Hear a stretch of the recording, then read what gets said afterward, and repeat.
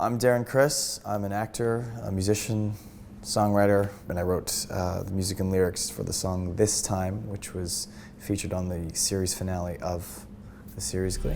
I never stop believing in the words we sung. We sang. This time, no one's gonna say goodbye. I keep you in this heart of mine.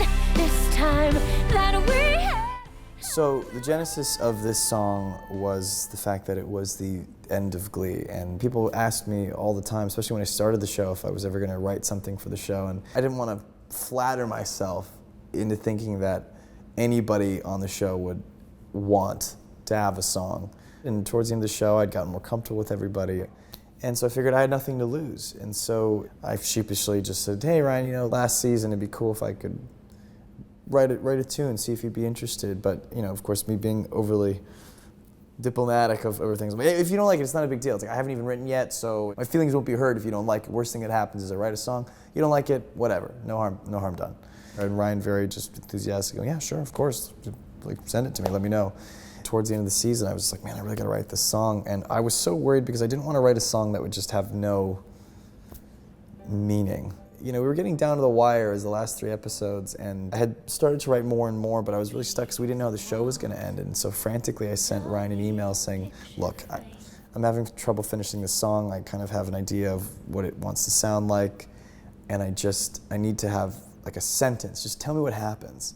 And he just wrote a quick thing like, Rachel Berry goes back to New York and says goodbye. Make sure to just focus on Rachel Berry. So I kind of happened upon the wording of this time that we have had together, and someone talking about this time that we've shared, and also the meaning when you say this time, you're talking about the next time, and playing those two ideas together on top of each other. And I really wanted to make sure that whatever she was singing about, she was going to personify everyone else's journey.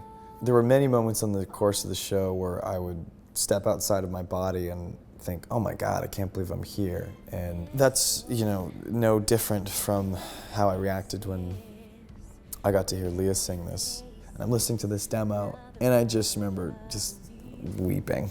And I immediately called Leah. I was like, thank you. This could not have turned out better. You sound so marvelous. But that's just phase 1. That's just the music. This is not even including the performance of it, which she had to do on camera, and I was there for that day. It was a very, very emotional day. It was also the last week or so of the show, so emotions were very tender anyway. And it wasn't just Leah, it's everybody.